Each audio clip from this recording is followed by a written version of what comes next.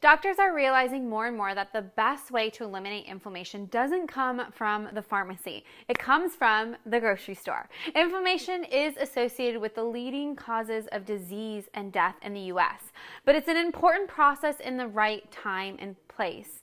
It's part of your body's healing process and protects you against harmful pathogens and toxins.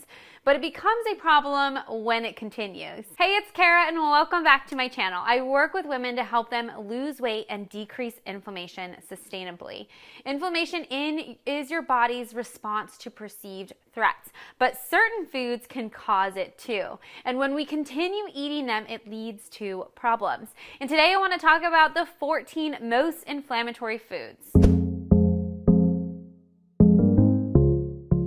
Number 1, refined carbs and flour. So research shows that our bodies have an inflammatory response to refined grains and flours.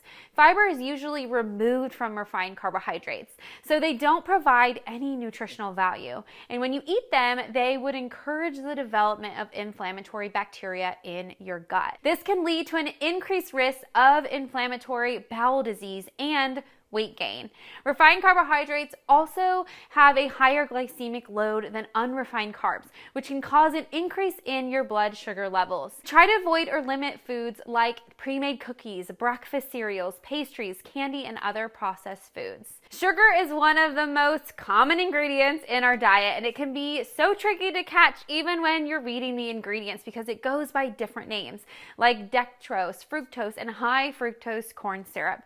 Consuming large amounts of sugar has been linked to fatty liver disease, kidney disease, cancer, diabetes, insulin resistance, and obesity. Major contributors include donuts, cakes, cookies, sodas, and many prepackaged foods, and of course, soda. If you want to look and feel your best without relying on depriving diets, then hit that subscribe button and the notification bell to be notified each time I put out a new video.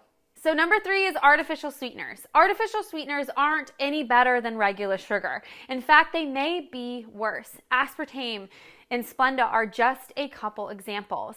They disrupt the ability of your body to metabolize glucose correctly and worsen inflammation. Also, these substitute sweeteners lead to release of inflammatory-inducing cytokines that reduce the number of good bacteria in your gut. You'll find these synthetic sweeteners in diet sodas and low-calorie snacks. Artificial additives. So your body has a really hard time processing artificial additives as well. Things like food coloring and emulsifying agents have been linked to health problems like cancer growth, hormonal disruption, and inflammation. So the reasons companies use ingredients like synthetic absorbic acid and folic acid is that they're more stable. That means they can sit on the shelf longer. Artificial additives are most often found in candy and snack foods. Number 5 is trans fat. So partially hydrogenated oil, also known as trans fat, is one of the most unhealthy ingredients you can eat.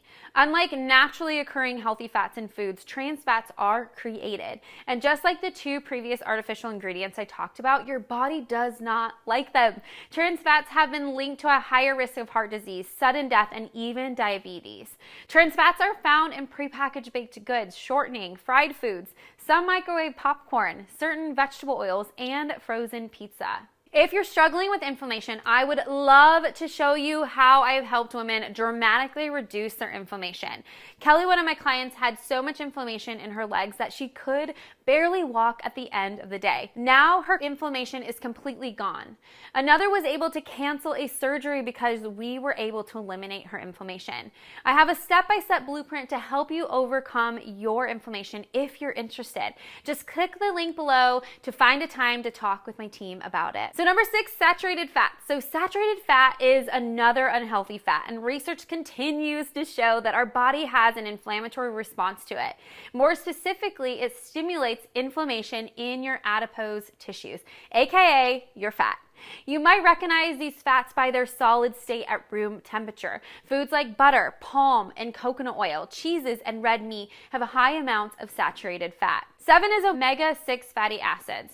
Omega-6 fatty acids can be kind of confusing because they're actually important for your health, but they need to be balanced with the right amount of omega-3 fatty acids. Otherwise, it leads to inflammation. Some studies even suggest these fatty acids may cause complex regional pain syndrome. Omega-6 fatty acids are found in sunflower, safflower, sesame, and corn oils.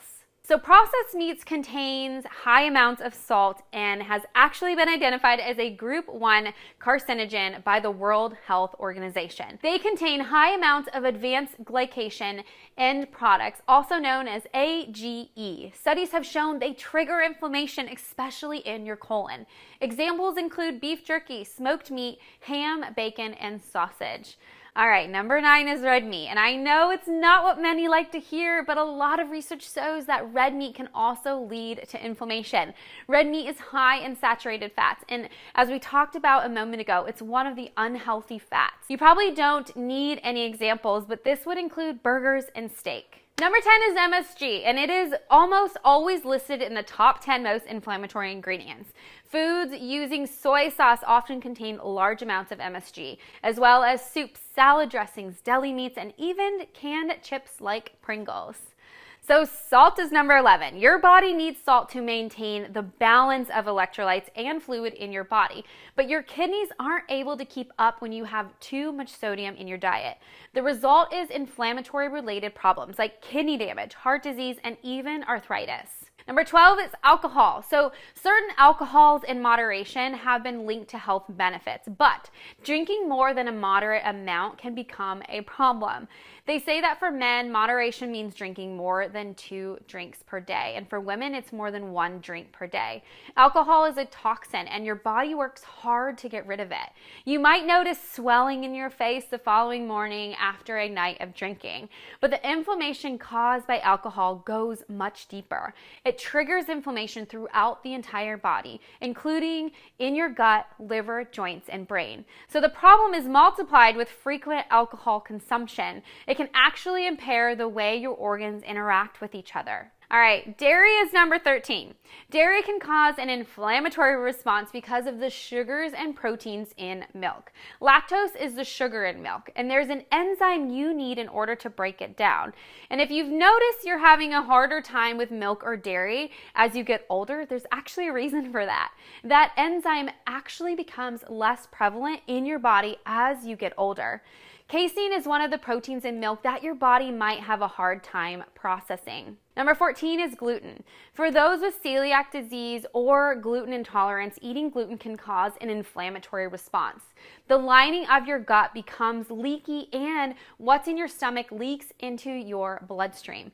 If you suspect that you have a problem digesting gluten, switching to a gluten-free diet may help. However, I caution you before self-diagnosing yourself. About 1% of the world is celiac and about 10% is gluten intolerant.